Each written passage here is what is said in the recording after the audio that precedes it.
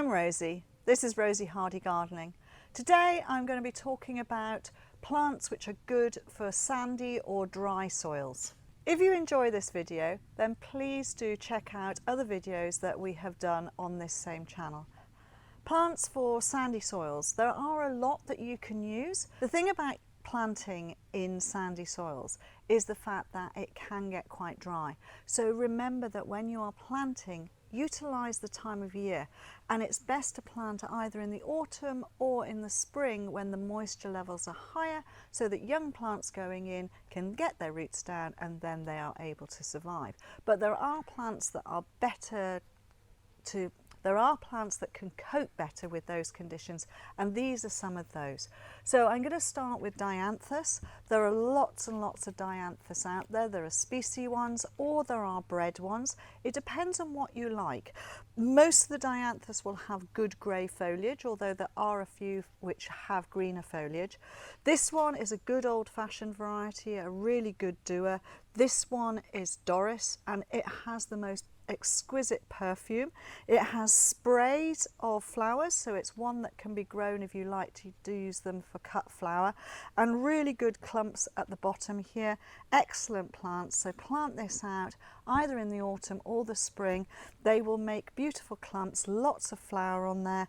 The more you deadhead, the more the flower will come on for you. So Dianthus are a good thing for you to put in there. Then we go on to things like this. This is Origanum Herrenhausen. The Origanums are related to a lot of the herbal plants, and quite a lot of herbs are quite happy in drier, sandier soils. So this one is a really good form, lovely small foliage, beautiful flowers, and behind these delicate pink flowers are these lovely dark purple bracts and the purple stems. So the whole plant has got structure. It looks really, really good. This is quite a free branching plant, really, really lovely. It has a perfume from the actual foliage. It will tolerate really, really dry, hot, sunny spots. Sometimes it can be taller or shorter depending on what the year is like. So if we're in a drier season, it will be shorter. If we're in a slightly wetter season, it will be taller. Excellent insect plant, because this is just loved by bees and pollinating insects. Really is a great plant. Stays as a nice clump. It's not going to go wandering off too much. So a good form. Origanum Herrenhausen. Then you have the Achilleas, and there are lots and lots of different types of Achilleas out there. This one is a really, really good strong yellow. This is Sunbeam. It has grey foliage. Grey foliage plants will always tolerate the drier conditions, so this makes a good clump at the bottom. If you don't like the heads as they're going over, these can be cut and then dried. They're really, really good for dried flower arrangements. If you were to cut this plant down here and get rid of that one, you will then get these secondary flower spikes that are coming up here coming through. So it's really what you prefer, but the plants do like a cutting back. That's part of how they grow. Where they grow naturally in pastures, they are nibbled down by animals, and therefore it is a good thing for you to understand that once something has gone over there, give them a cut back, they will then come back through. So you can get 2 or 3 flowerings on your Achillea if you keep on giving them a prune back. But deadheading and cutting off that stem right the way down does exactly the same thing. So that is Achillea Sunbeam, and it's a really good bright yellow, lovely, just gives you that bit of extra oomph in a border. Then we have Verbenas, and this one is Verbena Rigida. Verbena Rigida is a wonderful plant. It's really, really cracking right the way through the summer months. You'll get these beautiful purple flower heads, different heights coming through. These are the older flower heads here. These are the newer, younger flower heads coming here. It spreads, so as you can see, the main plant was here, and then it's putting on new side shoots at the side here. So it'll spread and wander through a garden, and look really, really beautiful. So it is flowering from June right the way through till October and maybe a bit later. You can deadhead if you want to, or you can leave these heads here, and then once it gets to the autumn you can cut it back, and in the spring it will start to reappear from underneath the ground. But a really, really good species. This is Verbena Rigida.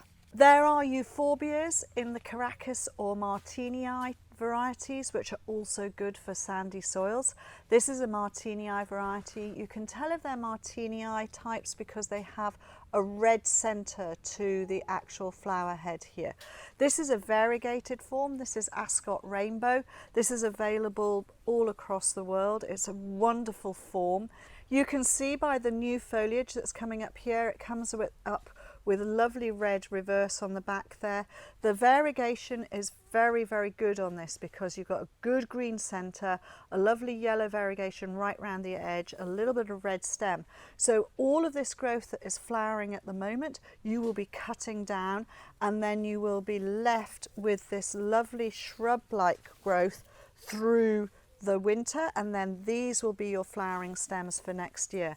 But it's a really, really good form, and they are great plants for sandy areas, sunny position, or to part shade. Last one for this group is the Lychnis. This is Litchenus Coronaria, and this is the white flowered form rather than the pink flowered form, and it has again beautiful basal foliage here, which is lovely and grey, and then from that these lovely stems, and they hold themselves up well. Good white flowers, as you can see. This has got a lot of seed heads on it. You can allow the seed to set if you want more plants around, because these are short-lived perennials, or you can cut them off down to the growth here and you will get flower next year. I would say that a Litchenus Coronaria will live for you for about 3 to 4 years, and then you need to replace.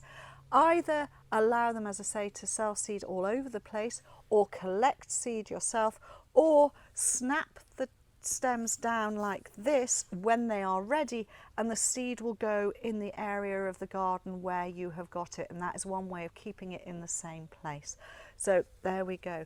So hopefully this has given you an idea of a few different plants. There's a good range of height and colour, and they will all be successful for you in sandy soils. Thank you very much for listening, and please do subscribe to the channel.